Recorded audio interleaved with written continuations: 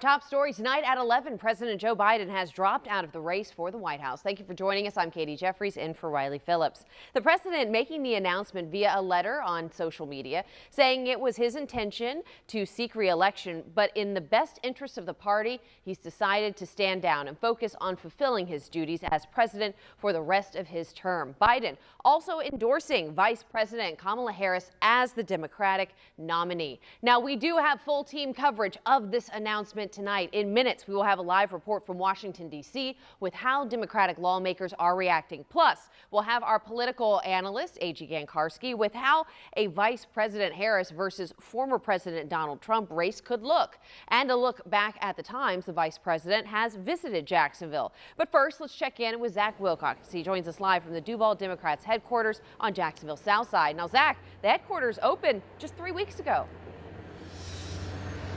Yeah, Katie, it didn't last long as the Biden-Harris headquarters. You can see they flipped the sign around in here. They don't have any of the signs out front anymore, but I was talking with the head of the Duval Dems, the chair, who mentioned that it'll just be a matter of time before they have it rebranded, and for them, really the only thing that changes is the name, the top of the ballot.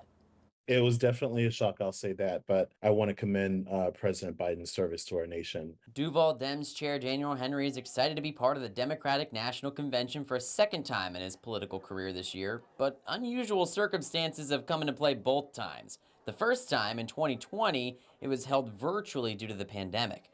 This time, it'll be in person in Chicago, but it'll follow the sitting president dropping out of the campaign in favor of his VP. She is the woman of the moment.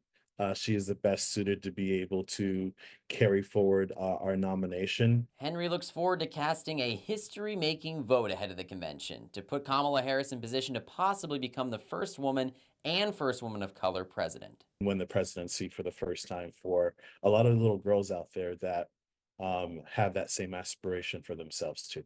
Duval GOP Chair Dean Black, who just casted his vote for Donald Trump at the RNC last week, told me he views Biden dropping out as a positive development for the Republican Party. They've probably done the humanitarian thing. They've replaced a non-candidate with a horrible candidate. The Democrat Party is imploding. They're a circular firing squad.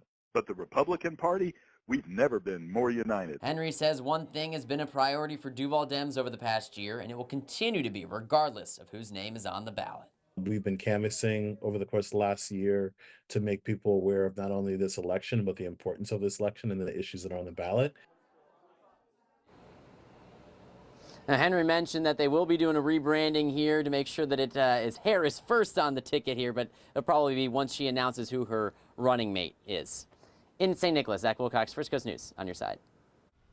Meanwhile, reactions from our local leaders have been pouring in, much of it along party lines. Senator Rick Scott released a statement saying the Democrats, quote, hypocrisy knows no bounds, and that President Biden's announcement changed nothing, though he welcomed the news. Governor Ron DeSantis focused on Vice President Kamala Harris in a message posted on X, saying that she was complicit in a, quote, cover-up when it came to President Joe Biden, and said that she was the, quote, border czar during the worst border crisis in American history, end quote. And Jacksonville Mayor Donna Deegan wrote in a post on social media that she is grateful for the work Biden has done, and added that Vice President Kamala Harris has her full support as the Democratic nominee. Now, in his announcement letter, President Biden said he is endorsing Vice President Kamala Harris as the Democratic nominee, but as of right now, the Vice President is not the official nominee. So tonight, we are taking a look back at the 2 times she has visited Jacksonville in just the last year alone.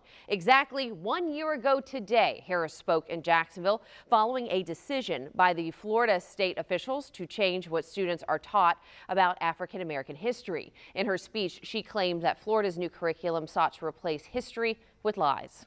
These extremist so-called leaders should model what we know to be the correct and right approach if we really are invested in the well-being of our children.